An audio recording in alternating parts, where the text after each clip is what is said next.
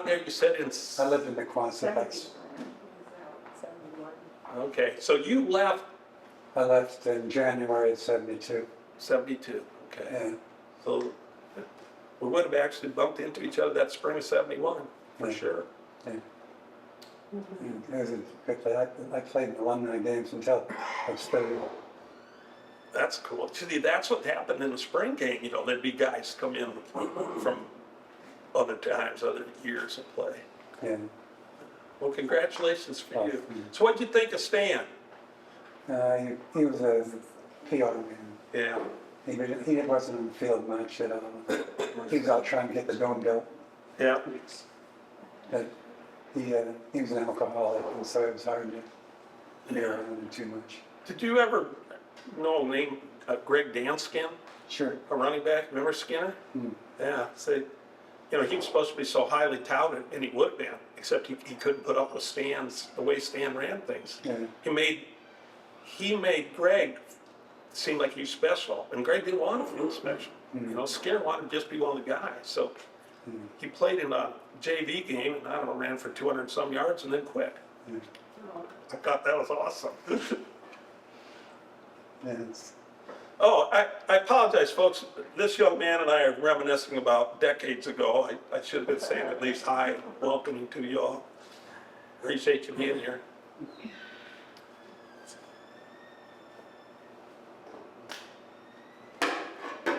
Well, before this whole thing gets going, I'm going to excuse myself and go scout out a restroom. Very close. I'll bet they got one someplace, Right in the hallway there. right in the hallway. Perfect, thank you. Bathroom, yeah. That's good. Yeah.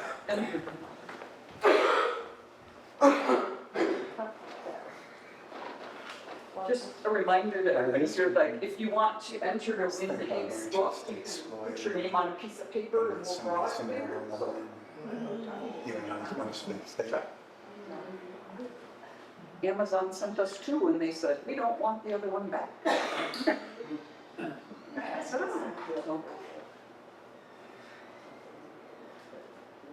Sit there and there. And those chairs right there.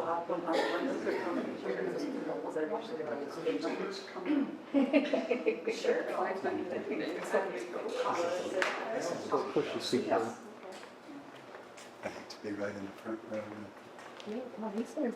Well, I was just saying, when they're nice and comfy seats, why not? Those up there to tempt people.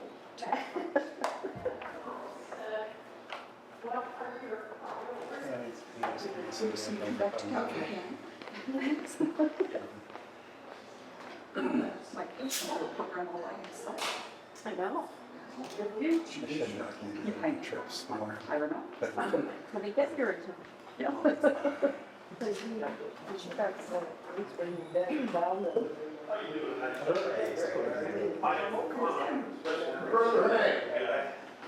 Come on, lady. Oh, there you are coming in at that I just got here. I was hoping I wasn't too late. No. I gotta get up front there. I better get up front there somewhere. Yeah. Howdy.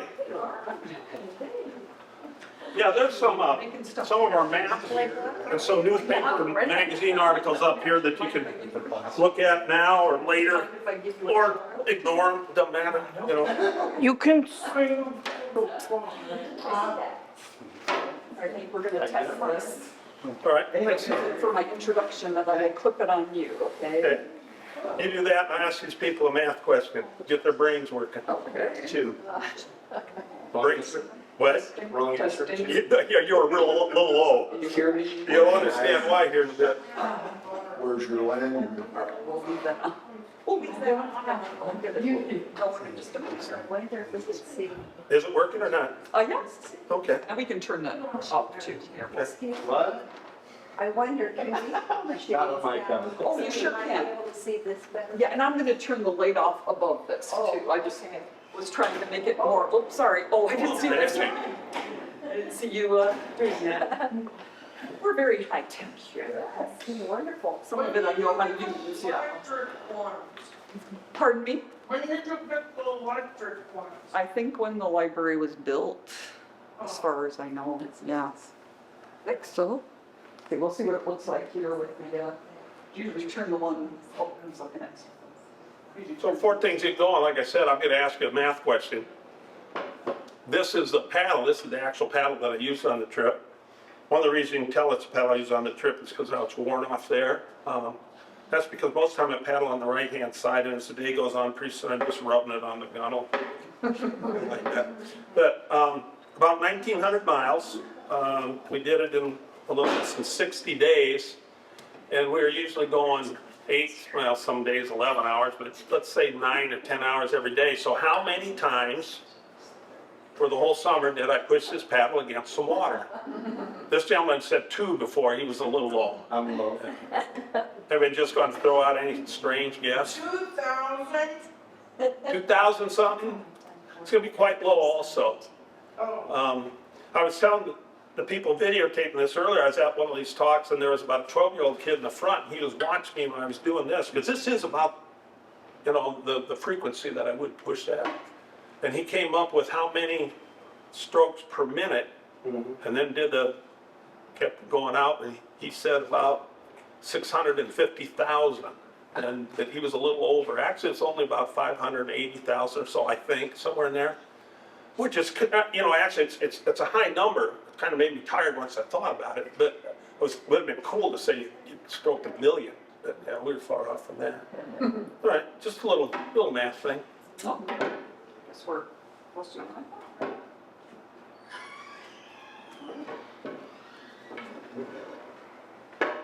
I think we're just in a waiting period for here. I'll be, when this whole thing gets done, with me telling stories, I'll do my best to answer all your questions and that. And then, as you know, I did write a book, and I'll explain why I did. I didn't plan on it, but about the trip, and I'll have them up here if you want one personalized for yourself or to give to somebody. Will you also sing? Will I sing? Have you read the book? Do you know that? Okay. I can if you want me to. In fact, I wrote a little ditty about the trip. I got the Mississippi blues. Maybe I'll do that later. I got the Mississippi River blues. Should I have this mic on now? Just about, just a second. Just want to make sure, so you came in, I don't know if you saw on the table, there's a little basket to put, if you want to put your name in to win Hank's book. We have a copy of it to win. So put your name on a little slip of paper and put it in there. So I'll mention that before we get started here, and I'll try to mention it again in a bit, just in case. So, all right. While she's waiting, I can also mention there's, on that table back there, there's some little cards that just talk a little bit about One for Water. And basically, if you have affiliation with a library, a school, some group that would enjoy hearing these stories, if you enjoy them, you'll be able to tell that here in an hour or so. Pick up a card and it'll tell you how you can get in contact with me. All right. And we'll see if I can get started. All right, good evening, everyone. Welcome to our first program in our outdoor adventure series that's going on this summer. Hank is the first of 5 in our series, and I hope you'll, let's see, I'll set that down. Oops. Pick up one of our little flyers that list all 5 programs, so if you're interested in outdoor adventures, even if you don't want to do one yourself, you can kind of live vicariously through, through our speakers. Let's see. I have a list here. Mention programs. So I also have little flyers out in next Monday. We have our next Learn to Play night, which is learning to play one of the board games that the library has in its collection. So we're going to learn to play Splendor, which is a really fun game, very pretty game, not too hard to learn. So if you get a chance to come out. What is Splendor about? You know, they have this whole lore for all the games now. So this is basically you're accumulating jewels to buy trade routes or something, but it's just fun. Yeah, they all have a whole story now behind them. So that's another program. I mentioned, be sure to sign up to win the book if you'd like. We'll do that, I was thinking maybe between questions and the end of your program roughly, just so in Whenever case you anyone has to leave early, we'll catch you before you leave. And I have a piece of paper here. Clipboard, that's what it is, gosh. Just lost It's gonna be hard to follow you. Oh my gosh. The bar's set pretty high here, Carol. It's a clipboard, yes, just lost the word. Anyway, I have a clipboard with a piece of paper on it that we're trying to, one of our goals for the next few years is to try to figure out how people know about our programs. So this kind of, if you just put a tally mark, like if you were doing 1, 2, 3, 4, or 5 with a slash across, just put a tally mark kind of where you've seen word about the program, whether it was right here in the library, on the radio, or whatever. If whatever you have doesn't fit, just write it in at the bottom. We'll do that. Can I give that to you guys to start? Thank you. I think that's all. I know you're all here for a reason, and that is to hear Hank talk about his adventure. So I'm going to quickly introduce him, but I also want to give a shout out to Barb Kapaska. She's a good librarian person, loves to come to the library, and she mentioned Hank to me way back in, I think, November. And I thought, aha, we have this outdoor adventure series. He would be perfect for that. So kindly agreed to come see us and speak. And thank you, Barb, for suggesting it. I really appreciate it. But tonight, we have the presentation called One for Water, Paddling to Polar Bears and Alligators from the Same Starting Point 42 Years Apart. And we're going to follow Hank on his 2021 journey where he paddled over 1,900 miles from west central Minnesota to the Gulf of Mexico. And he's going to tell you what all that means. I just want to mention about his book. I haven't listened to them all yet, but his book is very fun because it's a day-by-day account of the trip, and each day has a song suggestion for you to listen to. So you can like read one day and then listen to the song. It's, you know, has to do with nature or different things that happened on the trip. Or just some hippie music. Yeah, just some hippie music to play, whatever. But yeah, I just think that's a novel approach, so I found that pretty entertaining, and some of the music I knew and some I didn't. So I'll just, yeah, I'll get Hank going. Let me clip this to him, or have him clip him up to him. I don't know you well enough perhaps to be clipping on you here yet. Let me put it on here and see if you can hear me. Does that work? How about if I'm like this? Okay, does that work okay? A little bit closer, a little bit lesser. A little bit higher there. How about that? Or can you turn that up? You hold this. I'm actually going to adjust this. Oh, thank you. I just said I wasn't. All right, let's try that. Okay, how about like that? Can you turn it up at all?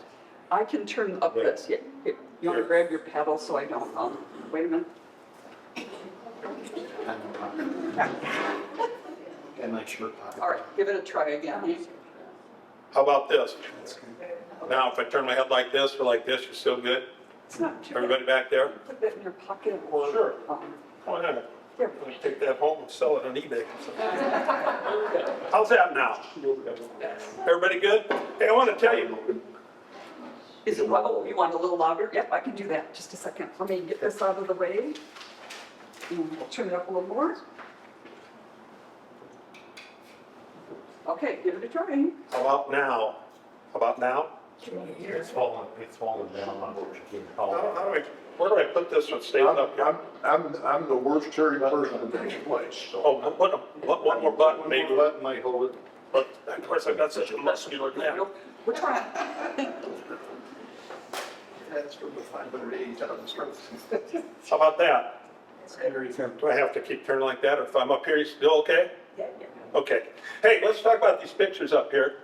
Those were all taken on our journey from west central Minnesota down to the Gulf of Mexico the summer of 2021 in that journey that we called One for Water. Now, they're up there for two reasons.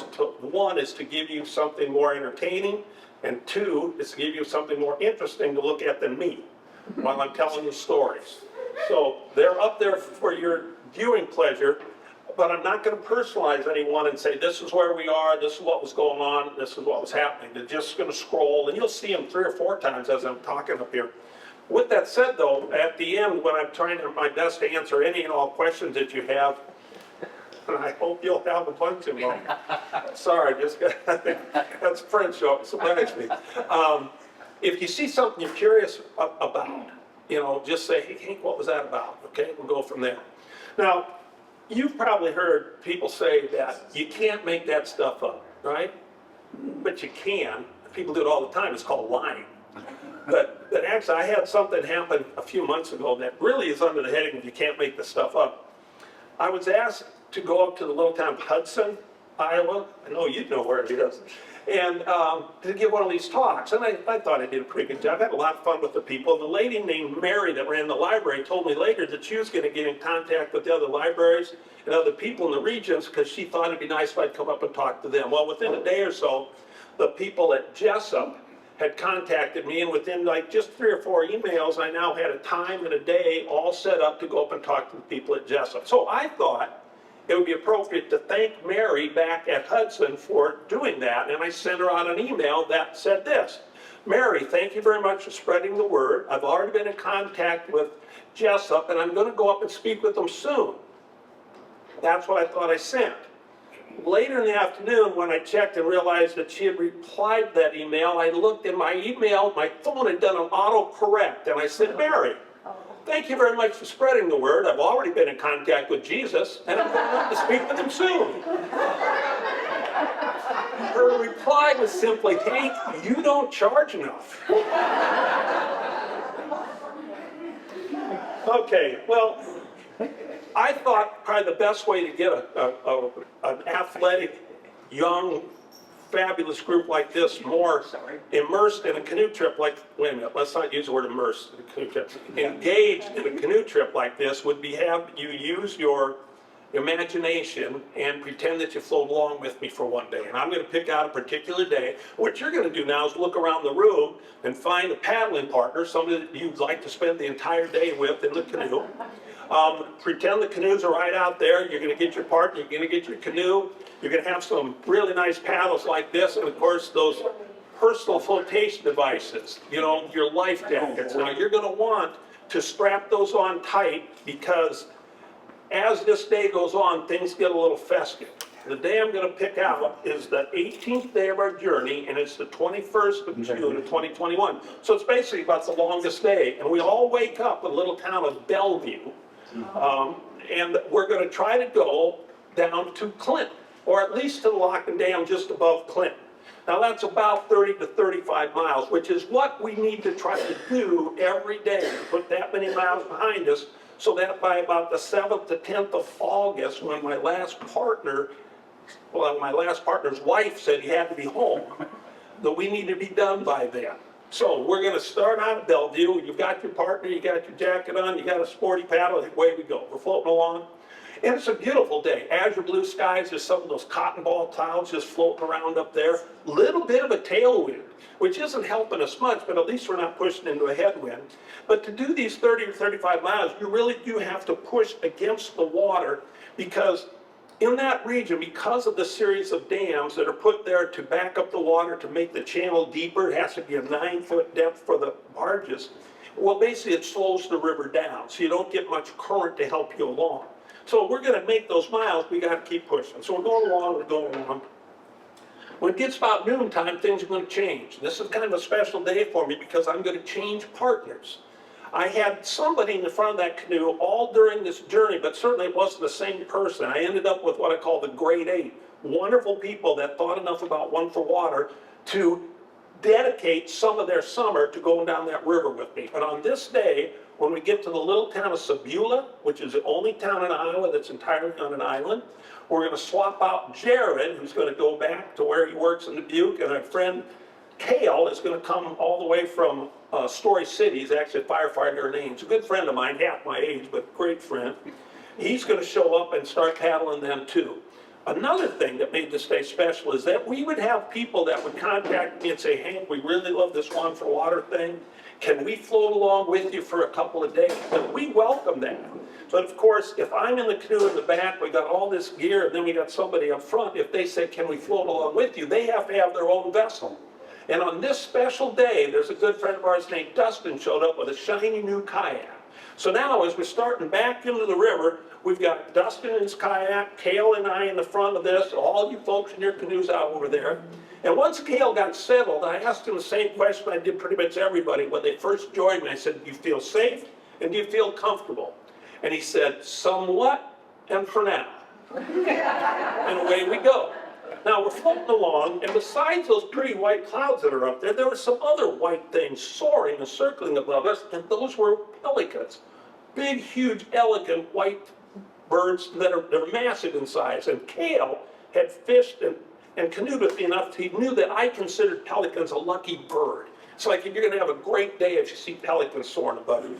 So we're floating along. He said, well, we're going to have a great day now with all those pelicans and that. And we're enjoying the pelicans as they're doing their circles above us.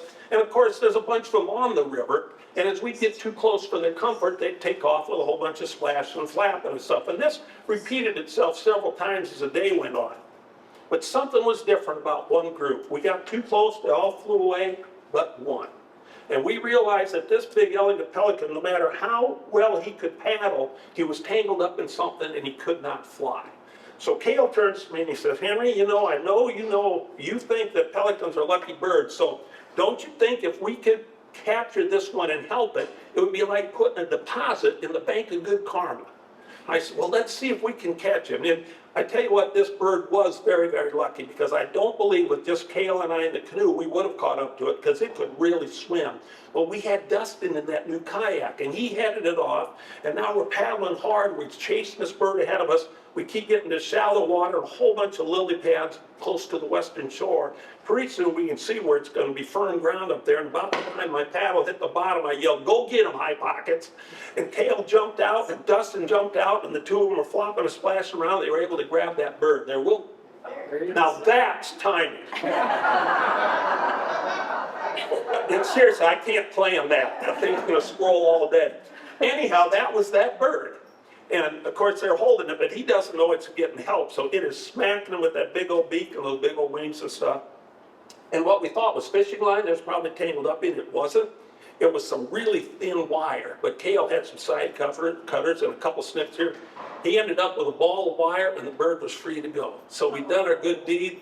We felt real good about it. Let's get back on the river now with good luck on our shoulders, right? Away we go. But it's getting about now the time of day that we got to start thinking about where are we going to camp. Now, basically, I have two options here.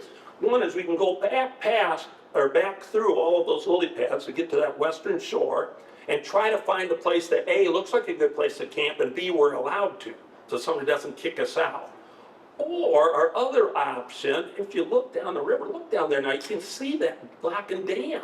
It's right down there. All we have to do is get to that, and if we can get through it yet this evening, then we wouldn't have to worry about having to wait for barge traffic, so any other traffic that's in that dam the next morning. If we're already through it, we just get up and go. See, the way that worked is even though we're in a 17-foot canoe, probably the smallest vessel on the river, we have just as much right to use that lock chamber as the big commercial barges and the pleasure boat traffic, but we are the lowest rung on the ladder.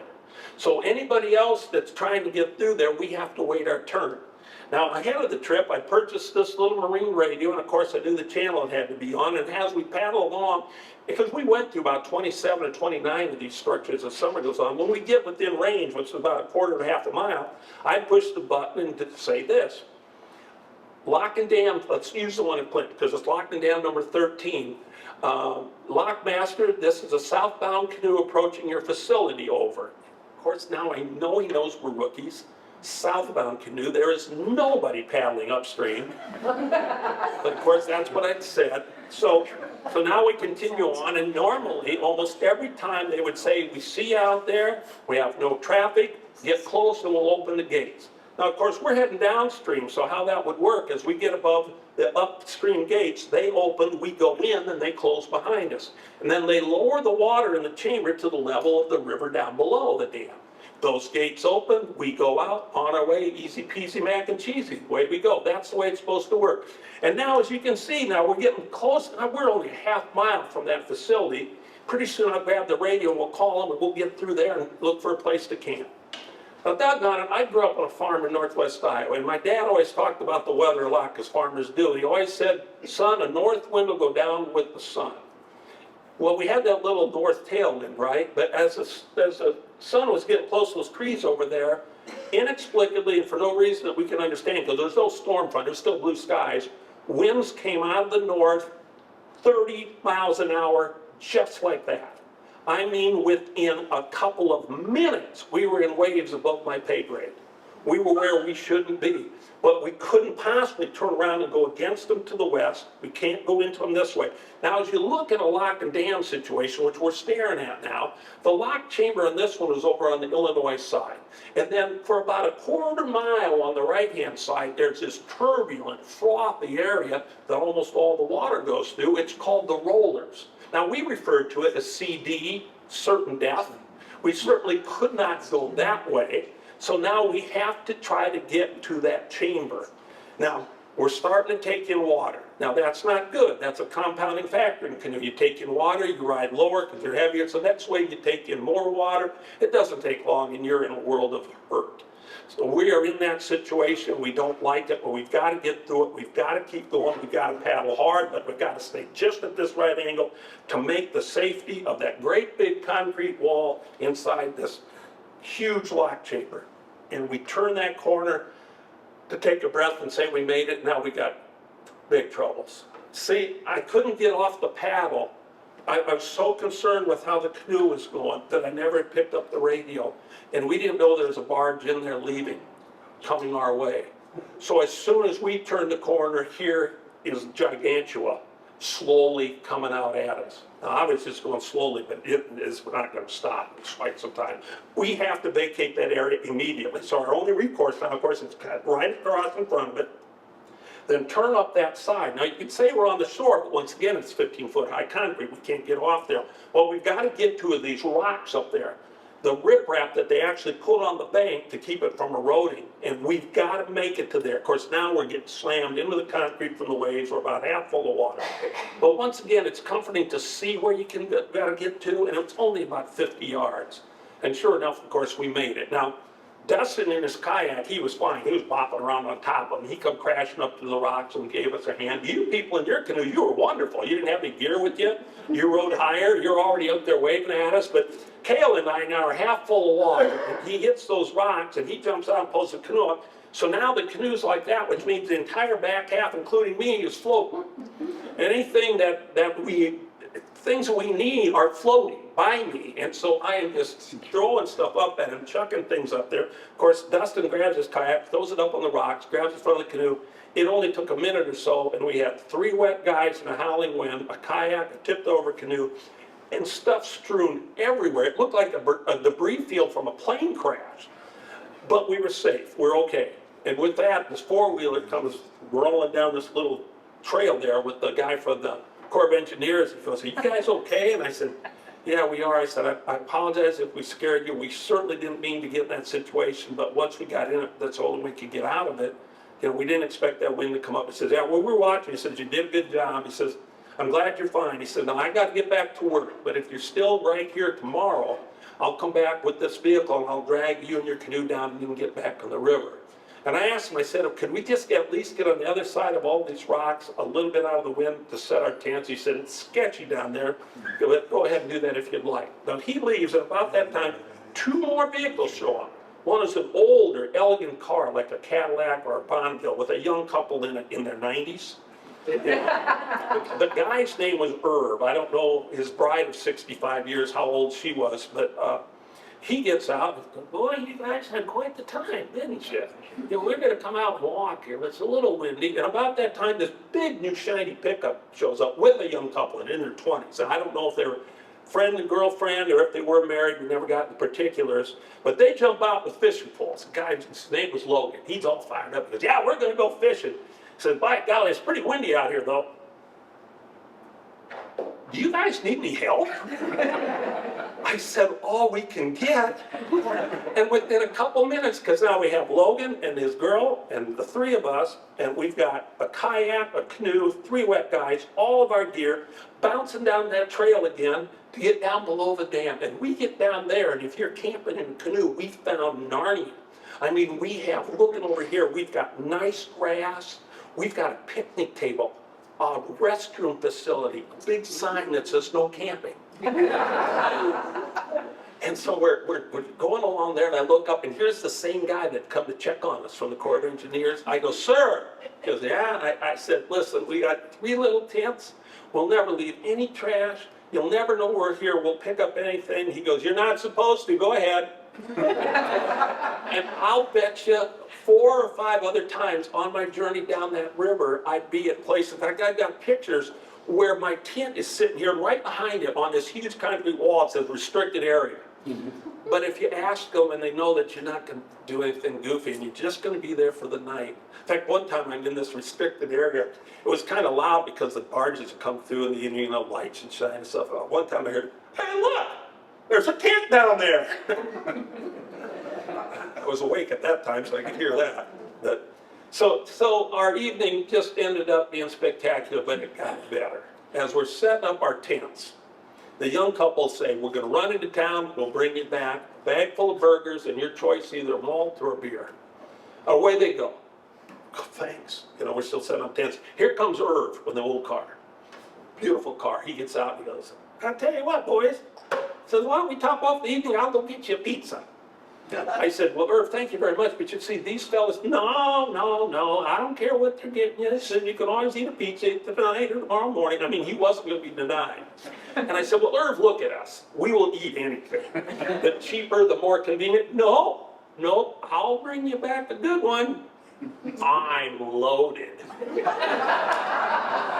That's exactly what Irv told me before he disappeared to bring back a great big old huge pizza that we couldn't even hardly eat that night. So I'm about to be asleep now with my belly full and not quite as anxious as I was a few hours earlier. Laying in my tent, and I hear Kale yelling from his, Henry! I go, what? He goes, do you ever notice that the more hopeless we are, the more people want to help us? And you know, he was absolutely right. I could look back through the book and that, but there's probably 4 or 5 or 6 times that when things were just not going right, things aren't working right, either the right situation would occur or the right person would show up and make it all better, make it all perfect. Was that before or after you saved the Pelican? That was after, see? We were taking out, now we're taking out a withdrawal from that bank of good karma. Now, a question, of course, people like you would be, why would a guy 1 year away from turning 70 want to spend his whole summer floating down the river in a cramped canoe and sleeping on sandbars, stuff like that? Well, the history of that story goes all the way back to when I was a little boy growing up on a farm, like I said, Northwest Iowa, 50s and 60s. And we didn't know it because everybody's in the same boat, but we were poor.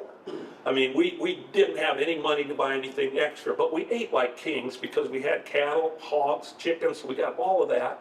And we had 2 big gardens. But more important than that, with all the work we did in that, what made me as a little boy feel like I was special compared to my classmates or the people up down the road is because we had something to look forward to. We had a family vacation at the end of summer, the last week before school started, sometime in the middle of the night. All of us kids would be herded in the station wagon on the north driveway. Now, there already was a luggage rack on top, a suitcase on one side, fishing poles on the other. Dad would take a left turn at the driveway and head for Minnesota. Head for an area called Otter Tail County, Minnesota, to be more precise. And back in those days, there were a lot of what we called mom and pop resorts. There'd be a little resort, a family would own with 5 to 7, 12 cabins on it or something.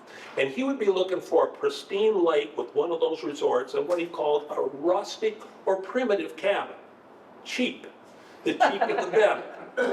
Now, he was somewhat familiar with that area because way back in, let's say, the early 1930s, my grandfather had already retired, and he was much older as a little boy. I remember pictures, but I don't remember it well.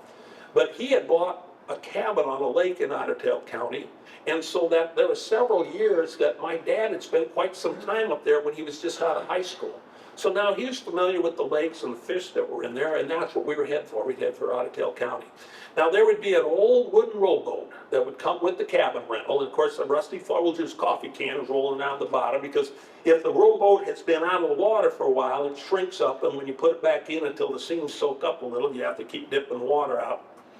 And I love that so much. We would catch bass, northerns, crappies, bluegills, fish that seriously, when we fished in the little streams or the sand pits in our farm, we never even saw. As a little boy, I thought those fish only lived in this magical, wonderful place called Minnesota. It was like utopia, Shangri-La to me. I look forward more to those vacations than any Christmas, any birthday. But it wasn't just the fishing, it was the loons and the lily pads, the herons, the frogs, everything seemed beautiful and green and marvelous up there. And something happened on one of those trips that changed my life. I believe I was about 10 years old. Dad and I were fishing out front of our cabin. I used his arms and his oars, we didn't have any motors back then, to take us out to what he thought was a good spot. Okay, no, we were still fishing. I don't know if that means it's because we weren't moving or because when you're not catching anything, it's pretty still. But we were sitting out there enjoying this still fishing and getting drenched. I mean, it is pouring on us. But, you know, thunder and lightning, all of that stuff going on. But, you know, if you only have 1 week all year to do that, you don't let a little thing like a severe thunderstorm chase you back into the cabin. So there we sat. I've got that Folgers coffee can going a lot more frequently now. And Dad asked me a question, I think to take my mind off the situation we're in a little bit, but also to check my knowledge, if I had any, of the local geography. He goes, Henry, these raindrops are falling on us here. Where do they finally end up on their long journey to the sea? Well, now at the age of 10, I knew everything. So with complete confidence and pride, I said, Dad, somehow these raindrops will get out of this little lake into some stream, it'll flow into a little bigger river, and then that river flow into the Mississippi, and will go all the way to the Gulf of Mexico. You know? He sat there, just watched that water run off his cap. He said, no. He said, this water goes north. And I said, what? You know, so I had to get back. Once I got to school, I looked it up in one of those great big old globes you can spin around, and looked at some books. Sure enough, where we were in that area of Otter Tail, we are actually what's called the Otter Tail River watershed. So at first, it's going to flow west for a while. Then it gets over to where the Bois de Sioux slowly comes up from the south at Breckenridge and Wapaton. The two of them form the Red River of the North, which flows north, and for most of its length, it's the border between Minnesota, let's do it this way, between Minnesota and North Dakota. Now, once it gets through that area, it goes into Manitoba, and in about 60 miles, wait a minute, we're in Canada now, in 90 kilometers, it goes into the city of Winnipeg, and in about another 90 kilometers, it dumps into this huge body of water called Lake Winnipeg. Over 300 miles long, and at times wider than 60 miles. Now, from there, that water, those raindrops still have 400 miles of pristine Manitoba wilderness before they get to the ocean, to the North Atlantic Hudson Bay. So I was 10 years old when I figured that out, and it took me 17 years, mostly of dreaming, but finally of planning and finally of doing. But in 1979, 4 of us left a little boat ramp at a place called East Leaf Lake, Minnesota, and we canoed 70 days, over 1,400 miles. We got to a place called York Factory at the mouth of the Hayes River at Hudson's Bay. We had gone so far, we're now in sub-tundra, we got to see a polar bear. It was a magnificent summer, an adventure, a challenge. But you know, we were all in our 20s, and that's what it was for. It was for the challenge, the adventure, to see if we can do it. There's no computers back then, no GPS, no cell phones. We just had some maps that we followed, and we did it. And it was so much fun, and we didn't even seem to worry about it. Because, like, you know, we're in our 20s, nothing could go wrong, right? You know, it was fantastic. We didn't have any sponsorship. We weren't trying to raise any money. We weren't trying to find ourselves. We weren't trying to lose ourselves. We just wanted to see if we could do it. Now, years later, one of the guys in the trip, the youngest guy, he was only 20 years old, his name's Denny. He wrote this wonderful book about that summer and about that journey and how it was so wonderful. And the cool thing that I think about this is he titled his book in honor of those words my dad had spoken to me decades earlier. His book is titled This Water Goes North, and it's here in the library. So you can, that's the background of this next trip. So That's 1979, but now life goes on. My wife and I start raising a family. We moved from Muscatine back to Ames. During that period of time, especially when the kids got big enough to do things with me, we would float the rivers in Iowa because I love just being outdoors. I've canoed the Montana River, following part of Lewis and Clark's thing. I've done the Little Missouri River through the Theodore Roosevelt National Parks, and been in the Boundary Waters, Woodland Caribou Provincial Park. I'm not telling you all this to think like I'm some great adventurer. These are just little 5-day, 7-day, 10-day family vacations.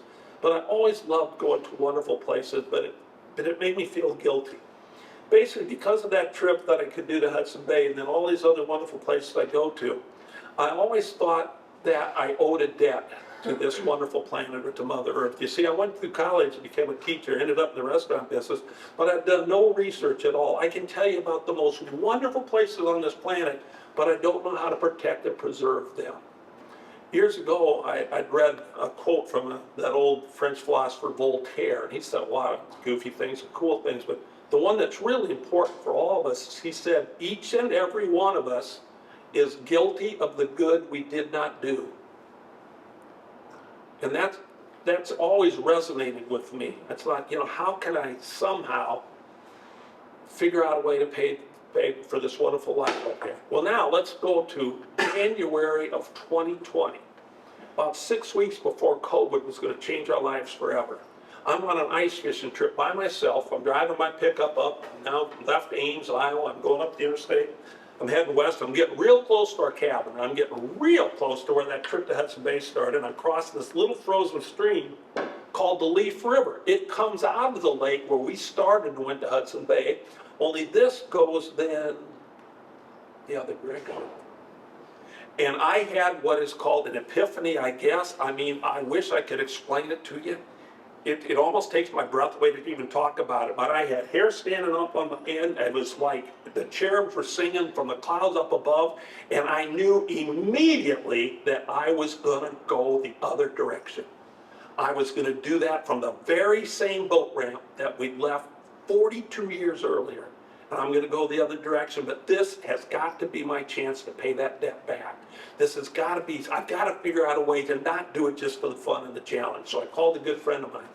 The guy's name is Dr. Rick Cruz. And he is, in my estimation, Superman, because he just travels the world basically and tells people to do these things. Protect our water, protect our soil, or we can't live here. So I called Superman up. He goes, Hank, what's up? I said, Rick, you know that trip to Hudson Bay? I said, yeah. He said, well, not this summer, but the next summer I'm going to leave from that same boat ramp. I'm going to go all the way to the Gulf of Mexico. He said, what? I said, Rick, I know I'm going to do it. I am going to do it, but this has got to count for something. I can't just do this and look back and say, geez, that was fun, or geez, that was hard. I need to somehow figure out a way that I can use the uniqueness of a trip when I'm so young, went that far, that now that I'm so old, I go this far from the very same place. Maybe people will donate money to some really good entity that could use it. I said, do you know of any conservation programs? Well, obviously, all conservation programs are looking for donations. I said, is there anybody we can connect with? Well, he is well connected. Within 3 or 4 days, a partnership, or what I like to call a marriage, was formed between this thing that I simply named One for Water and the National Mississippi River Museum and Aquarium in Dubuque. Anybody been there? It's a fabulous place. As you know, it's a fabulous museum. They got the aquariums and all that. But what they had that I really needed was youth conservation education programs that needed funds. It's called the Take Care Initiative, which is conservation action through advocacy, research, and engagement. And they take kids from grade school through college and get them out by the river, get them out in the woods, teach them to take ownership of their own watersheds, pick up trash, talk to other people about doing the right thing so that years from now, we can still enjoy these wonderful areas. So immediately, they got me to go up and film a promotional and informational video about what this One for Water thing is. And they put it out on their webpage /museum One for Water. The next thing they did, which is what really worked, is they put together a Facebook fundraising page for One for Water, the National Mississippi River Museum. Now, I didn't know much about Facebook back then, certainly I do now, but it's a pyramid scheme, isn't it? Somebody shares it, somebody that shares it, that somebody shares it, somebody shares it. And it worked. Now, by that fall of 2020, I'm still a half a year away before the trip starts. They're getting donations. Money's coming in. Boy, I had things I had to do. You know, first of all, if you're gonna do a trip like that, you need stuff, right? Well, I'd already decided that all donated funds that come in go to the Take Care Initiative for the museum. It doesn't go to Hank, and if you know me, I'm cheap. So if I had it and it worked, it went. I had a canoe, didn't leak. I bought it used a few years earlier, boom, so it's going. It was nicknamed Fortunate One. The one that went to Hudson Bay was Lucky, so I figured this would be good. I'd already had the tents, I had the mess kit. Shoot, I had some of the same plates that went to Hudson Bay. You know, I had friends at a sporting goods place, Jackson Ames, that sold me one of these paddles at a discount and gave me the other one. In return, I bought a solar panel and some gloves from them. I purchased the radio, I purchased those great big maps from the Corps of Engineers. So I got the canoe, I got the equipment, shoot, I'm ready to go, right? No, I needed the very most important thing. I needed people. I knew I was not gonna float that river by myself all summer. I needed somebody in front of that canoe for safety, for speed, and for company. I needed somebody, hopefully, that would like to do it, and somebody that could put up with me. First of all, I'm gonna be the oldest one on the trip, but I've gotta be in charge. I've gotta always be in the stern of the canoe. I can't be in the bow. I've gotta be the one that says where we go, when, and how. I don't know. It's just the way I live. And they gotta put up with the fact that I'll start singing, just out of the blue. I love music more than almost anybody, although there's like, it's like a Yogi Bear saying. You know how Yogi Bear used to say stupid things? You know, like that nobody goes to that restaurant because it's always too crowded. You know, or somebody asked him what time it is, he said, "You mean now?" There's something in my brain that's not there. I cannot learn music. I tried to learn an instrument, couldn't. I can't even read music, but I just love to break out a song because I listen to so many songs. So I had to have somebody that would put up with that part of me too. Well, the first thing I did, of course, is, hey, let's call the old guys. You know, the ones that went to Hudson Bay, like putting the band back together. Let's see if that'll happen. Well, it's interesting that when you're in your 20s and you talk about something like that, they can kind of get excited. It didn't happen in the 60s. Not one of them paddled one stroke with me that summer, but all three of those guys were with me the day that I left, the day the trip started, and that meant a lot to me. Of course, the next thing I do, I start talking to my family. I've got a wonderful son and two beautiful daughters. My son Andy was able to go, but only for about 3 or 4 days, right before the 4th of July. My daughters could not go because of the work commitment. So now, I am down to this, my phone. I am simply going to look through contacts and try to picture that person in front of the canoe. Now, as you may know, I'm a very lucky guy. And one of the reasons is because I have so many wonderful friends. Can you imagine me already planning this huge endeavor, donations are coming in, and I'm asking total strangers, hey, what are you doing this summer? You know, I know you don't know me, but you want to grab a tent and we'll float down the river? Anyway, so through my contacts and through people that had fished with me, camped with me, canoed with me, I found these great 8 people that took care of the whole summer. Now, how this had to work was not where they're gonna get picked up or how far they're gonna go. It has to be timed. Like the first guy, Don, said, I can go until this date. That means the next guy has to start that date and go as long as he can, and when he's done, then the next time slot. So I had to have time slots from the 1st of June, which is when I decided to start, to the very end of the trip. I figured like the 10th of August. We actually ended up on the 6th, but I had to have all those time slots, and 8 wonderful people filled all those time slots. I'll never forget it, you know. We'll have to sometime down the future have a big reunion with all of those. So now I have the people, I have the equipment, it's time to go, right? What are some of the things that we got to enjoy on a trip like that, and what are some of the things that we had to endure on a trip like that? Let's talk about the tougher parts of it first. Well, thank you, by the way, for sharing with me the worst day of the trip. I don't like being anxious. Another word for it is scared.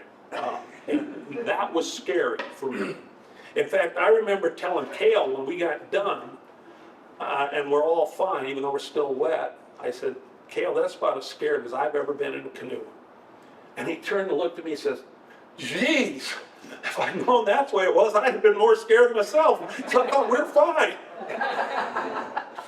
But, I mean, that's part of the thing, being a firefighter, you're used to staying calm. But There are things in the river that are scary. It's powerful. It's bigger than what you think at times. And of course, the barges are a very important part of that, and their wakes that they cause.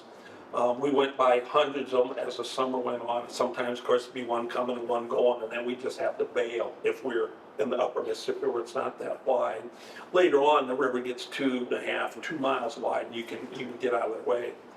But when you have to deal with their wakes, keep in mind as you're close to them, when they're like going upstream, we're going downstream, when you're close there, it's scary with the sound of the motors and the froth that it kicks up and everything. But you're not going to cross there in front of their wake. You're going to wait till, about they're disappearing here and you're going here. So about 100 yards down here, now these huge rollers are coming at you.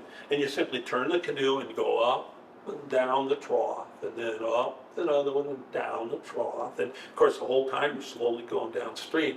And they're far enough away that you'd never go down a trough and have one come and crash and land on you. So it's something we just got used to. It slowed us down because we weren't going this way now, we're going this way. But you get used to it. Pleasure boat traffic, the waves and the wakes from jet skis, big pontoons, big fast boats, they were almost more problematic when they were around us. So we happened to go through a place called Lake Pepin on a Sunday, and pod after pod of sunburned, friendly people would wave at us and go by in something that was making these waves about this high, and they're close together. So now instead of being able to go downstream, I got to turn the canoe up and down, up and down, up on their waves, because if you don't, they will crash on you. And then here comes another one from this way, so now we got to turn and go into that. So that was real problematic. I guarantee you, and because they seem so nice and friendly, like I said, all sunburned, I bet if they had ever been in a canoe, they would have given us a wider berth at a slower speed. But that didn't happen. There's debris in the river. There's at times full trees, big limbs, things that you don't want to bump into. Of course, there's trash. We'd always pick up some. It just made us feel a little better, but you can't fix it all. There's turbulence because of what are called wing dams from Mississippi and down below when you get to St. Louis. It's the same structures, but they call them dikes. And it's big, big loads of riprap that the Corps of Engineers put in there years ago when they started forming this lock and dam system to get the depth in the channel right. So it funnels the water into the channel. So that's where most of the water is. But when the river goes over those structures, unless the river's very high, there's going to be tremendous turbulence there, either in the form of waves. And sometimes, like when you're down south, the river's so wide, we'd look up and there's really bad waves and rapids because of the dikes on the water that may go out a quarter mile. That we've got to go out of our way to get around and out that way. The other thing that we didn't like at all, it's scary because a farm kid from Iowa doesn't know anything about whirlpools, but you'd go over those things and there'd be this sucking whooshing noise, and there'd be what I call a whirlpool field. There'd be like a dozen of them, anywhere from as far as I can stretch my arms out to half the size of this room. Big old spinning vortex with tree limbs and stuff in it spinning around, and we didn't want to get in those. Now, I have no idea. We stayed out of them. I don't know if they'd run us around like a carnival ride, spit us out and ask for another ticket, or if we'd been done. But we really tried to avoid them. And what would happen then is when you saw where they were, and of course there's always fluid because the river's moving. But I'd tell the guy in front, okay, we're going to go left here, go right around that one and kick it in the butt, let's go. And we would zigzag and get through it. Now, if you got close to them and get the canoe and do a shimmy like that, but we never really got caught up in them. Another thing that we had to deal with once we got past Keokuk, especially around Quincy, that we learned to absolutely hate. It started out as a curiosity, and then it became a horror. We hated it so much, and it's the Asian silver carp.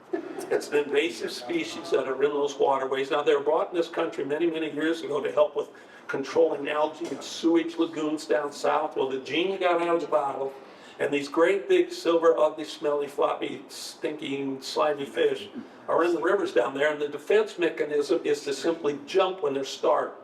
Now, they're not in fast water, so if we could stay out in the channel in between the buoys, which we wanted to because we could go faster, we knew they weren't around there, but let's say if there's a barge coming and one going, now we got to get on the other side, we got to get away from the river traffic, so now we are in their haunt. And we know they're there, we know they're going to jump, They're gonna hit us, they're gonna slime us, they're gonna knock ourselves around in the canoe, but you don't know when. It's like the little kids at the Jack in the Box back in the day, dink-a-dink-a-dink, dink, dink-a-boom. You know, and all of a sudden there's 12 of them in the air, smacking into you. Oh, we hated them, absolutely hated them. Okay, so those are the bad things. Now let's talk about good things. Sunsets, when you camp on the river, we almost always try to stay on the eastern shore for two reasons. One, so that in the morning we had some shade from the trees that were there, wouldn't heat up our tents quite so fast. But secondly, then we had these beautiful sunsets, watching the sun go down way across the river when you're down south when the river's so wide, and maybe a barge would come by or a heron would fly over. You know, I love camping. You're always outside. You get every second, every minute of what nature's going to give to you for the day. Excuse me, I can't get enough of that.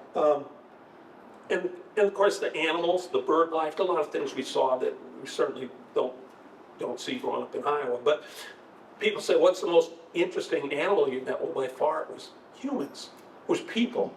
We ran into wonderful, wonderful people. And a quick story about part of that is that, as you can imagine, two of us in the canoe, every third day we needed to get more water. Now, certainly we could have treated or filtered that water and not died, but it wouldn't have tasted good, and I didn't want to do it. So we always had clean, fresh water with us. We had a little small cooler for some perishables, so we needed a little ice. And about every 5th to 7th day, we needed to get off the river. We needed showers.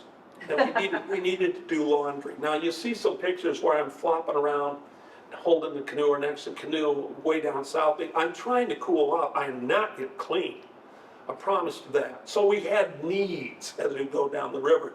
Now as we're going through Minnesota and then along Iowa, I have friends. I had people all lined up that come and help us, take us if we needed to get someplace like a hotel or a shower, or bring us our supplies. But you get past St. Louis, I don't know anybody down there.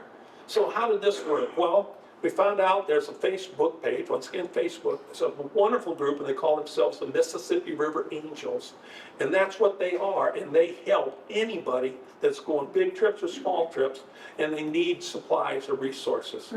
Now, the first example I'm going to use is the little town of Caruthersville, Missouri. We were told to contact Beth if we needed anything, we get close to Caruthersville. Well, we were going to stop, and I'm going to change partners in Caruthersville. So I needed to get off the river, and I needed to get in a hotel for the night, and I needed to get supplies. So I called Beth. She goes, what time do you think we'll be here? I said, I don't know, 4:30 in the afternoon. We get there, and Barry and Paul, wonderful people that work for the city of Caruthersville, because by the way, I find out that Beth is the head of the Chamber of Commerce. They are there with the city truck and the trailer. It's going to storm that night. So all of our gear is on a trailer indoors in a city shed for the night. They take us to Walmart to get supplies. They take us to check in the hotel. I switch out Ryan for Dave. They take us out to eat.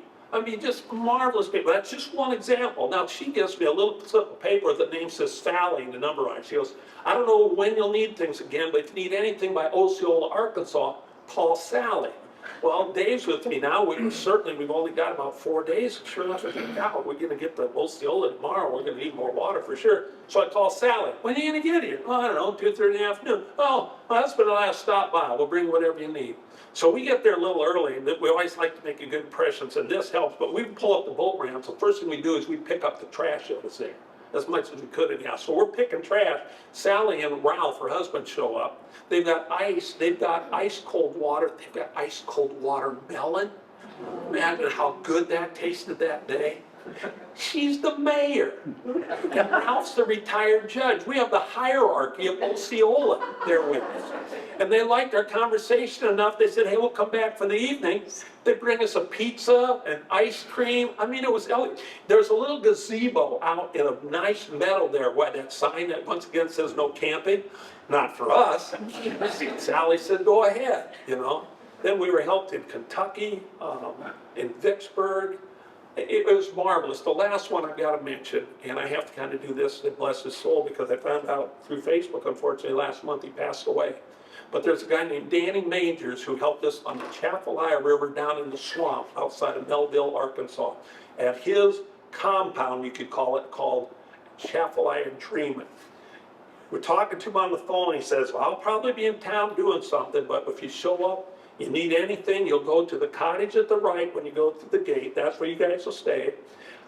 There's keys in the old Suburban if you need to run to town to get anything. I'll be back in a couple hours. I'll cook us up a big Cajun dinner out on the deck. We go through the gate and we are greeted by, you know what guinea hens are? And banty chickens, some geese, some ducks, a donkey, a pony, some horses. There's a herd of cattle. There's a peacock, a couple of dogs, cats. I mean, it's like, I don't know, like Wild America, Wild Kingdom. And they're all following us around. We're trying to get to this little cottage. So we throw ourselves in the cottage, kind of get our way through the menagerie. Sure enough, the old Suburban starts. We go into town, pick up a few things we needed. We come back and Danny's there now and he's cooking up. He's got one of those big turkey fryers, you know, it runs off the 20-pound propane on the deck. Inside, he's got big rings of sausages. He's got a kettle like a witch's cauldron. In fact, he says, well, I got to add some corn to it. He puts a whole number 10 can in it. And he's stirring this up with this big old thing. I go, Danny, there are 3 of us. What are we possibly going to do with all this food? He goes, well, he says, eat as much as you possibly can. What's left, I'll take it to church and give it away tomorrow morning. He goes, oh, by the way, I threw the yellow cat in the fire on the deck. And Jim and I both looked at each other and went, I sure hope that yellow cat had fins and not fur before it hit the kettle. But that was his name for flathead catfish. And it was wonderful. The meal was fantastic. Danny was quite the person. He told us a little bit about his history. He'd had his demons, but I think he'd scared them off. I called him about 10 days later because that area was an absolute epicenter of Hurricane Ida. And of course I called his cell phone, which worked, and I said, Danny, how are you doing? He says, Hank, I'm not only doing marvelous, he says, we haven't lost power here at Chapel I Dreamin'. So I got the place all full of people that are worse off. That's the kind of guy he was. Like I said, I just found out he passed away a week ago. But so that's what it was. Those are the greatest, wonderful people I met on the trip. And one thing I've got to talk about real quick is, why were we in the Chapel River? I thought you were going down to Mississippi. Well, we did until we get north of New Orleans, and what's the next one upriver that I didn't go through? Baton Rouge. Yes. Yes, we didn't go through there either. The reason being is that there's a group of people down there called the River Gators that know that area more than anybody else. And they highly recommend you don't take that route. Because once you get past Baton Rouge and you head from New Orleans and then on, that channel is at 45 foot deep for the biggest cargo ships and container ships that the ocean can hold. So now you're sharing it with the barges plus these huge ships, and there have been tragedies, unfortunately. The reason being, it's not because, I mean, the river's so wide and you certainly can see them coming. You just would get out of the way, right? Well, sometimes you can't. Let's say you're floating along in your little canoe, this huge cargo ship, this huge oil tanker's coming, and you go, okay, let's get over to the trees and the sandbar. You can't get there because there's so much infrastructure along there, so much onloading and offloading that the whole shoreline is 7 stories of ships. So you can get crushed between the wakes of these and this huge ship. You can't get to the shore. Well, we didn't want to mess with that. We didn't want to have tragedy at the end of the trip. So they said, go down the Chapel. You'll still end up in the Gulf of Mexico and you'll like it better. It's prettier. There's more things to see. You'll see a lot more alligators. You won't have any of that river traffic. Now, how that happens is, way back, let's say 200-300 years ago, certainly everything past then, almost all of the Mississippi water went that direction. It gets down north of Baton Rouge and goes to the right, through the Chapel Swamp. The rest of it trickled down towards New Orleans. But once those cities build up and they got to thinking about barge traffic or riverboat traffic, they thought, hey, let's try to figure out how we control the flow that goes out of the Mississippi, keep it in the Mississippi all the way to the Gulf. So the Corps of Engineers have 3 huge gates down there that regulate the amount of water that can go, either stay in the Mississippi or, or go where it wants to. And they generally let only 30% now go through the Chapel Line. The rest is in the Mississippi. So we went through one more lock, and once we got through that lock, we're now in the swamp in a lot smaller river. Got to see several alligators. beautiful birds. We met Danny Majors, and we felt so safe. Now, real difficult finding places to camp because it's a swamp, you know, there not many sandbars or anything.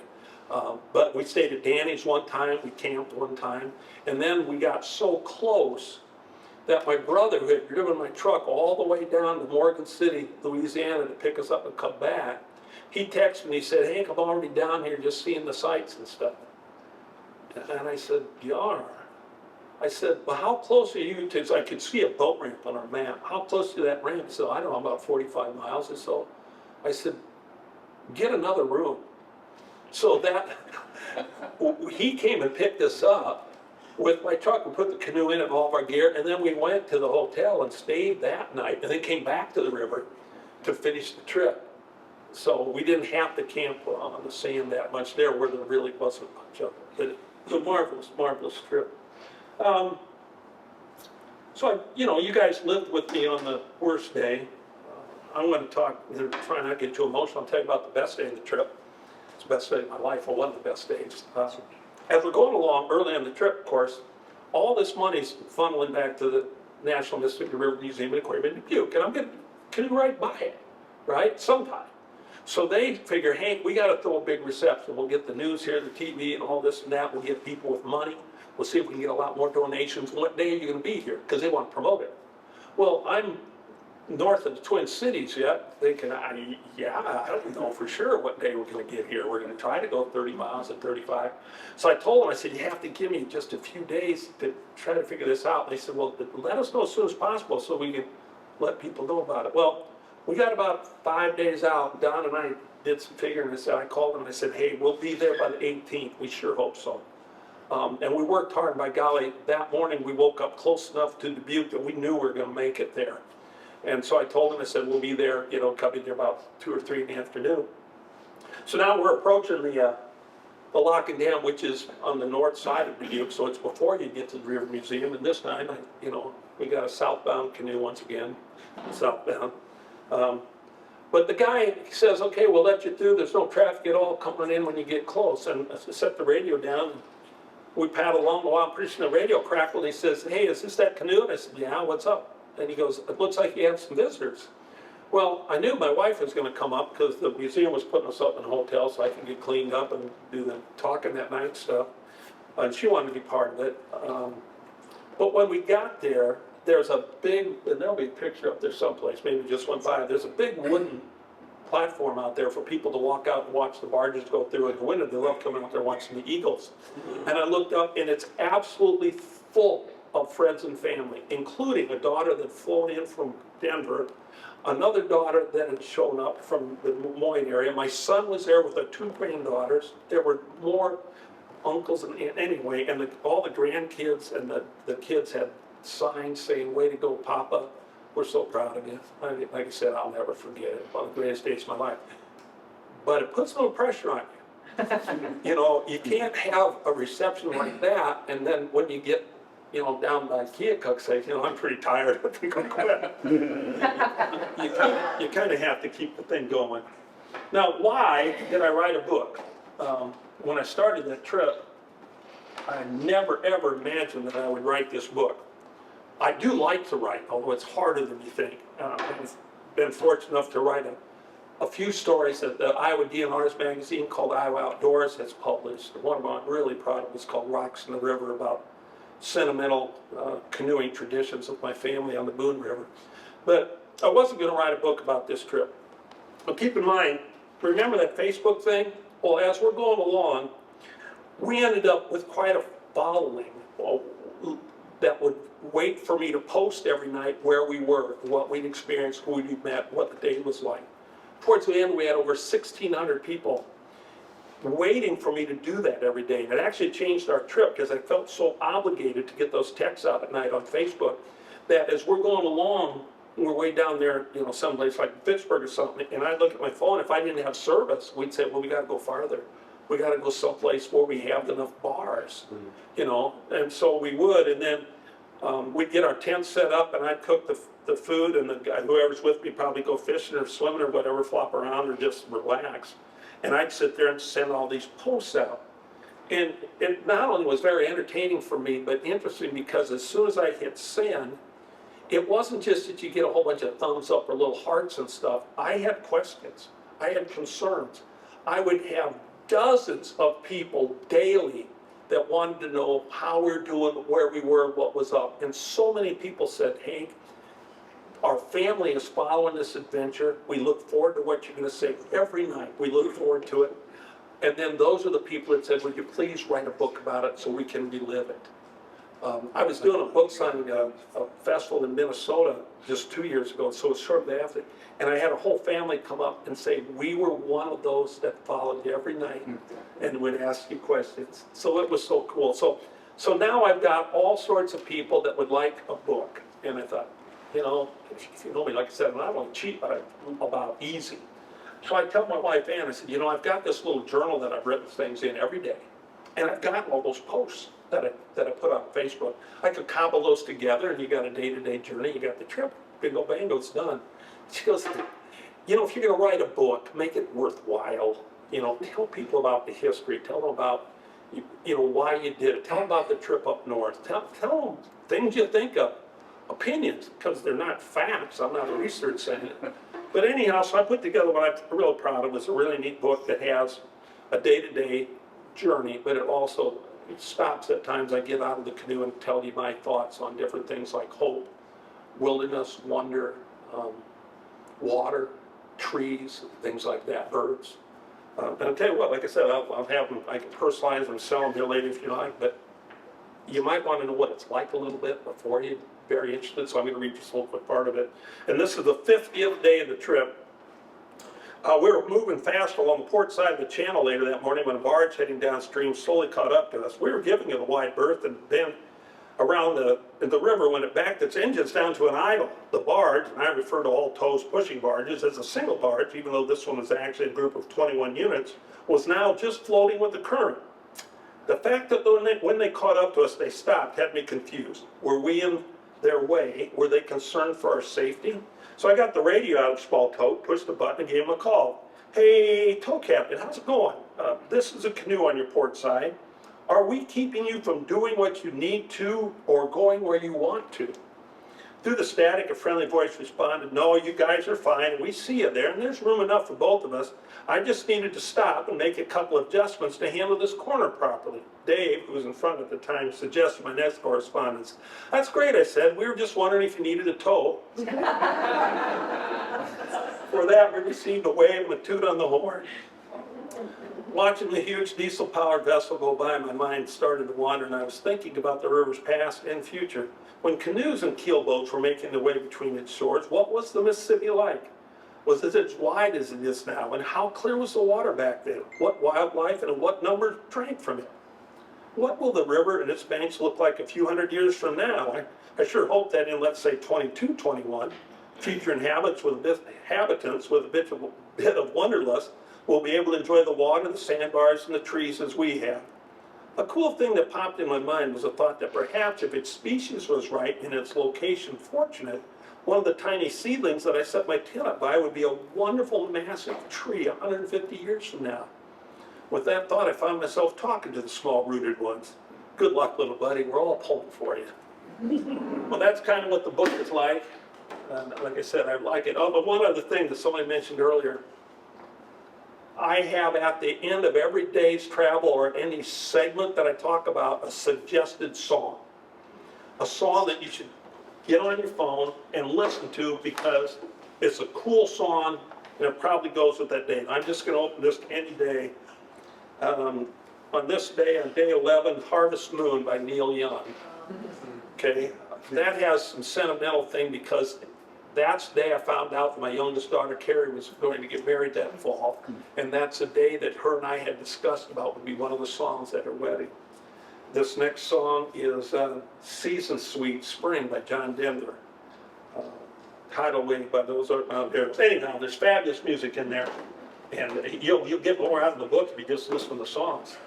Now, before I answer your questions, I'm once again going to get out of the canoe and I'm going to get up on a soapbox and I'm going to become philosophical, or as some people would say, weird. Let's start by talking about time travel. See, I told you this is gonna get weird.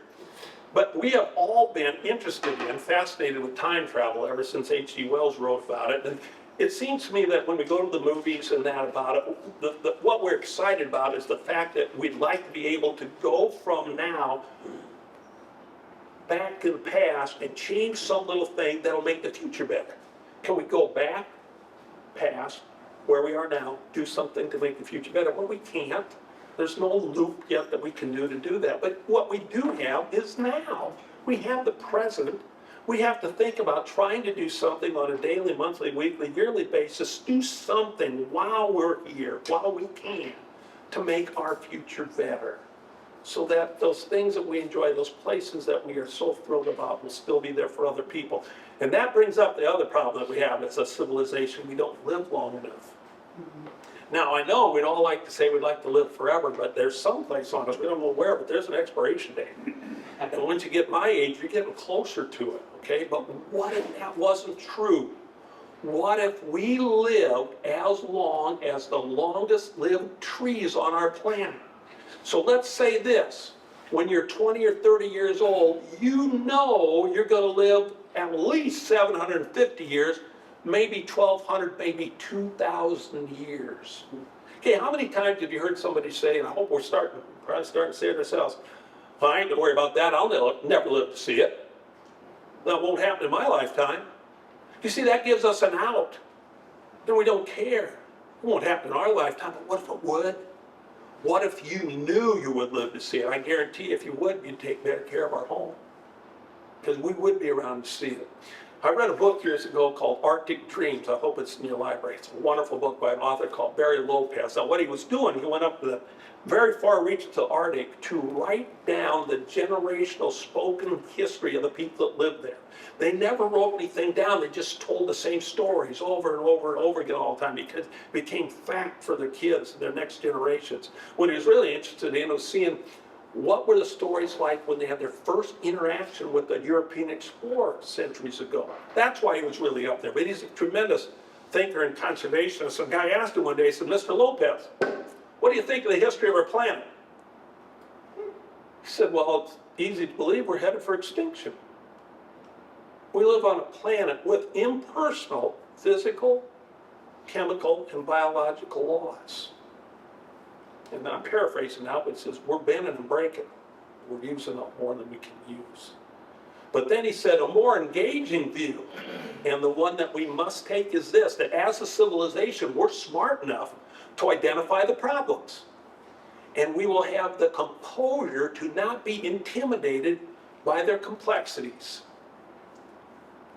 And we will find the courage to take the necessary steps, even when we know they will bear no fruit in our lifetimes. Now, I'm kind of hoping that a trip like One for Water in that book, that maybe I've taken one or two of those steps, and at least it's made me feel better, like I've paid some of that debt back that I owed. Well, that's it. I'd like to answer any questions you have or talk to you about anything. Before the question, just does everybody enter Oh. to win the book that wanted to enter to win the book? Well, don't give that away until I sell some. Oh. Anybody else? How are you guys doing? Anybody else? Don, do you want to enter to win here? All right. Anybody else? Okay. Questions? You had one right off the jump.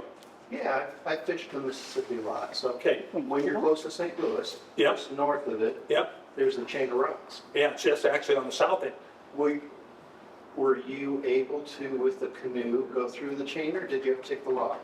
Okay, first of all, at that period of time, I was by myself for a couple of days. Because my son, it was right over 4th of July, and my son had to get doing family things. Next thing is, I have relatives that live in St. Louis, and they picked me up at this point, took me to a hotel for a night or two, took me out to eat, did all the 4th of July stuff, and put me back on the river below the chain of rocks. So you did not complete the trip. No. Oh, there's more. Now, keep in mind, this was never a source to sea. This was never about every mile of the trip had to be paddled. Now, almost all of them were, but the chain of rocks wasn't. I read about it, I'd seen pictures of it, I didn't want to do it by myself. And I had the ability to simply get in a truck and get in below it. That's safe. Great question. That's safe. That's not the only place I cheated. Okay. I mean, there were a couple others. I got a good friend, much younger of course, but he teaches in Alexandria, Minnesota. And from Sartell to Sauk Rapids to St. Cloud, there's a series of 3 dams. And he picked us up above that one. It's only like 7 miles, but we then went down below the last one. Otherwise, we were portaging in bad areas and stuff. Anyway, and plus he gave us some lemonade and some vodka. Yeah, that's a great question about the chain of rock. You haven't gone through it, have you? I've fished on the bottom side. Oh, okay. Right up to it. What did it look like at times? 'Cause- Just rapids. Just Okay, rapids. because sometimes they're hardly visible, and sometimes you can't get to them at all. We could not get through it. We had a 16-foot crest liner. Okay. What would it look like for a canoe? Sporty or dangerous or? Yeah, like that. I would attempt it earlier in the year. That's why, you might have. And the other thing is, attempt it with myself, somebody that's really good, and none of all this equipment that's in there that's important. Yeah, You know what I you mean? gotta be- I couldn't tip over. I Yeah. couldn't, and we never did. All right. I'm picking out a winner. Yes. Not a winner, Bobby. There we go. Who is Diane Winter? Did I count it? Well, she's a winner, that's for sure. All right, now we go. Oh, that's wonderful. That's a great question. Any other questions? Guys, got to have some questions about this. Yes? Did you mention that as you approached 4 different red buoys in the lower Mississippi, that you saw them sink below the water? Yeah, obviously you've read the book. Did you ever discover what caused that? It's either Loch Ness or, I don't know, it's, what she's talking about is there are red buoys and green buoys, and in between you got the channel. That's where we want to stay, right? The green ones are on the starboard side, the red ones on the port side if we're going downstream. And these things are about this big around, and they must be total like 7 or 10 feet tall because they're anchored with something huge cable onto something hugely big and strong at the bottom. As the trip went on, and I know Josh was with me for the first one, but we're going along, and you see them from a long way out. You don't want to get close to them because there's a lot of turbulence behind. But we're going along, and all of a sudden Josh goes, Hank? I go, what? He goes, that buoy. I go, what? He goes, it just disappeared. I went, it wasn't there. It wasn't there anymore. And you know, we'd read, you know, I see you doing this, that there have been tragedies where it popped back up. You know, either right next to you or right under you. But 4 different times then, we watched those massive buoys shimmy and shake and go underwater. And the whole time we went by and looked back at them, never saw them again. So, that can scare you. And, you know, I don't know if there's a huge tree was rolling underneath. I don't know. But yeah, that river's got some power. Yes, You just anyway. gave me an idea. That was below Cairo, right? I don't even remember. Well, wait a minute. He's in Egypt? Yeah. No, Josh got, the first one was above there. Because I was thinking Cairo would dump a lot more. Yeah, once the Ohio comes in. And maybe it was a tree. Yeah, I don't know. No, this would have been upstream of there around, I don't know, doesn't matter, I can't remember. Good question. Yes, sir? Did you have any run-ins with alligators? Oh, we got to see them.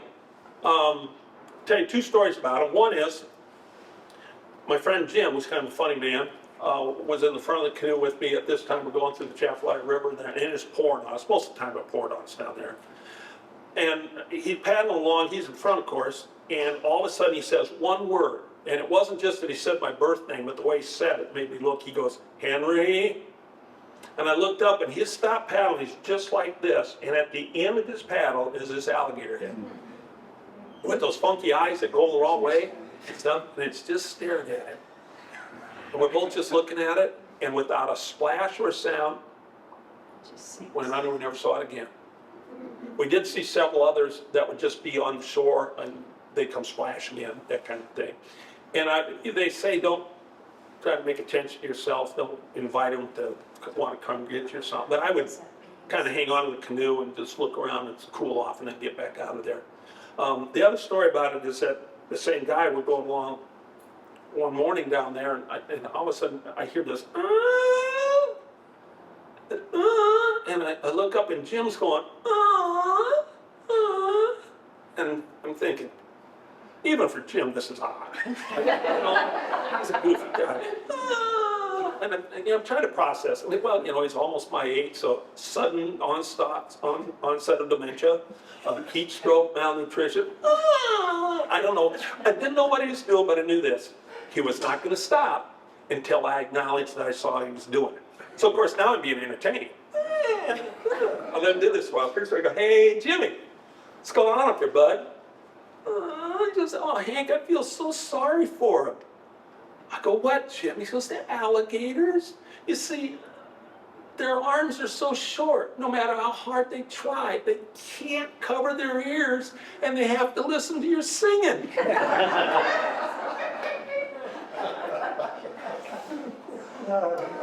True story. A funny guy. Other question? Yes, sir. I've kayaked over 20,000 miles probably, and Geez, I thought I'd gone a while. but not that- 20,000 Not all miles. at once. No, I don't. all in short trips, so Yeah. over a period of about 20 years, and you get into the routine. It's like meditation Mm-hmm. and paddling. The strokes after strokes. Sometimes you're just not thinking about anything at all. You're not singing or anything. Well, if you're in a kayak, most of the time you're by yourself. Yeah. Yeah. And, but one time I took a trip and touched 4 of the 5 Great Lakes in 5 days. Congratulations. But That's there awesome. has to be a motivation. What was your motivation on your trips as you saw it? What were you looking for primarily? Something in yourself or something outside of you? Great question. The first trip to Hudson Bay was simply because I'd heard that it could be done. I'd read Severite's book. We'd already planned our trip, though. We knew exactly how we were going to do it, and then I found out about his book. And if you look like you're nodding like you've read his book, as amazing as that trip was, ours was kind of cool from the fact that he didn't finish it all. He didn't get all the length of Lake Winnipeg. They couldn't do that, and then they kind of got a lot of stuff there. But that trip was just to see if we could, a challenge, a kind of a change my life, make me feel like I've done something. Even if it doesn't matter to anybody else, I could sit at that boat ramp and go, God dang it, I canoed all the way here to Hudson Bay. Now this next one was simply to try to pay back somehow, to get donations for conservation programs so that I feel not so guilty about the life that I've lived on the water without giving it back. A real quick side story is that the River Museum, by the way, there's close to $50,000. I mean, that's not going to change the world, but that's village forum. And then these huge wooden canoes that look like the Huron Indians would have made in the 1500s. And they can put 10 kids in each one along with the supervisor. They take them upstream, they get them on the river, they learn all about the birds, the trees, the water, everything's in it. And if the conditions right, the weather's right, they'll camp overnight. It may be the first time they've been on the river, been in a canoe or camp. And then they take them down and switch them out and do it again.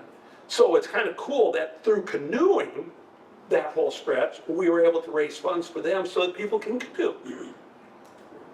So, yes. I think that's wonderful. But also, I've done 2 trips on Mississippi, about a week each one, about 400 miles altogether, plus a lot of smaller ones, but nothing like you have. Did you experience endorphins on a regular basis? Because after about the 2nd day, I did. And I was just blown away. I'm not a runner, so I never felt that before, and I'm just Could you wondering. maybe try to explain that feeling to me so that I know whether I did? It's physical, it's just physical euphoria. Euphoria? And mental, I would say. No. No. My euphoria was before the trip started when I had that, epiphany about doing the trip. Never, no matter how hard we're working against a headwind or against the current. We actually, when you get to Vicksburg, the boat ramp to get out is not in the Mississippi. It's in the I can't remember the name of it, it's an inlet, and we had to go only about a half mile upstream. It about killed us. But I never felt any euphoria, I just felt tired. Because I went the same amount of miles, same number of miles every day, and I was just curious. So did that happen frequently, or once a day, or just one time the whole time? It was like the third day I noticed it. The second day I broke through the terrible pain across my shoulders. I had not conditioned myself much at all. Were you canoeing or kayaking? Canoeing, Okay. and I did both. We switched off. But I just wondered. I wasn't expecting that. Yeah, I wish I'd have felt that.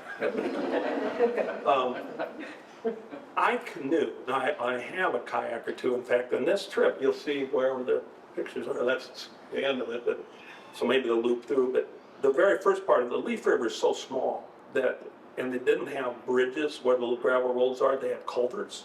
So I knew I was going to have to kayak that by myself. Plus, I knew there wasn't any place to camp. It's just some swamp. So for a day and a half, I was by myself in a kayak. And then we switched over to, then I had a partner, and then I had a canoe. So only for like 55 miles was I kayaking, but I don't kayak much unless I use it for duck hunting to haul my decoys and stuff. But as you know, that's a whole different set of muscles. And I'm used to doing one thing, and doing this, it was like, whoa, you know, things aren't, I wasn't used to it. So It that, hurt my back. well, my triceps and a lot of things. And of course, once I get my first partner, who like you could have taught me, move your whole core, use those muscles. Don't be doing this with your arms, you know. But of course, by then I was done with the kayak. Other good questions, or the bad questions, I don't care. How do you know flipping in the alligator monitor? What you say, I'm sorry. I did not flip your canoe. How did we not flip the canoe? Especially down by the alligators. Well, I don't know, we just tried to be real careful. Try to stay balanced. You just stay balanced and confident. If you're pretty confident that you're gonna make it through there, you do a lot better than if you're nervous. And it was too important for us. We couldn't flip or sink or anything. That's why once we started taking water above Clinton, I was so anxious, so to speak. But yeah, we never. And I always, you know, I had 8 different people. And by far, I was the oldest one. Well, not by far, there's a couple of them were close to my age. And so I was the oldest and the weakest one. And like I said, I've spent a long time in canoes. But I've never taken any lessons or courses or anything.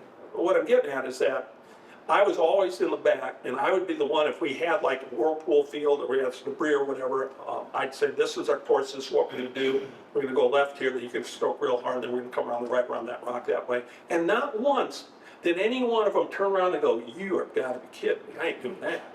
You know, they all believed in it. You know, they all, and I hadn't really thought about that until sometime later. I thought, oh, that's really nice of them. They could have told me to go to, you know, where, try something different. But they all made it work. Because Casey didn't ride with you. That's a good point.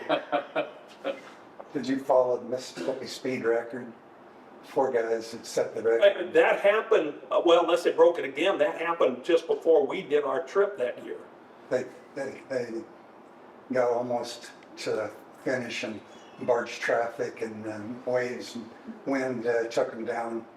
And then they came back the second year and set the record. Maybe that's the second year they heard There were about it. 4 of them in canoe. So But they would do it where they had a support vehicle following, and then they'd go in a routine that one's always sleeping. yes, Or trying to Right. sleep, and they just flew down the river. Now, we were trying to go, you know, like I said, 35 miles a day, and so upstream there, especially with headwinds, we had a lot of them, you know, we're only going like 3 to 4 miles an hour, and we were working hard to get that.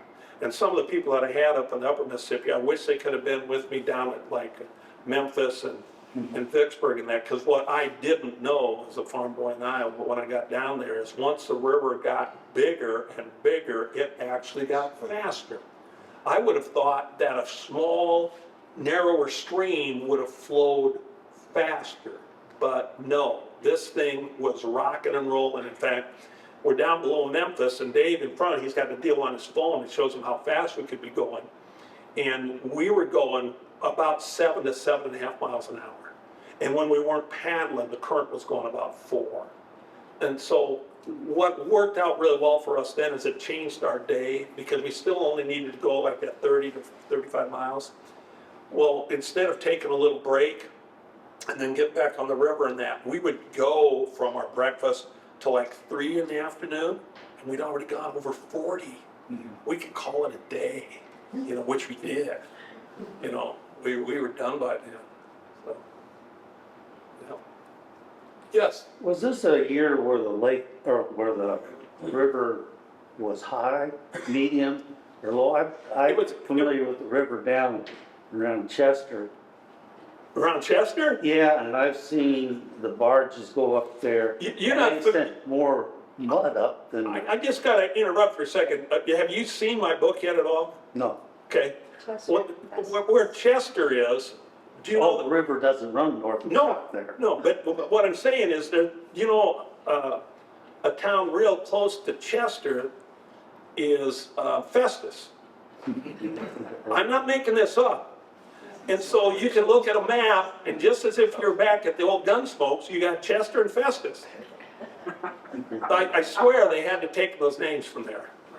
No, the summer we were doing, the river was actually low, except for a period of where it was real low in Minnesota, real low along Iowa. We get down north of St. Louis and around St. Louis. In that area, they had dramatic rainfall.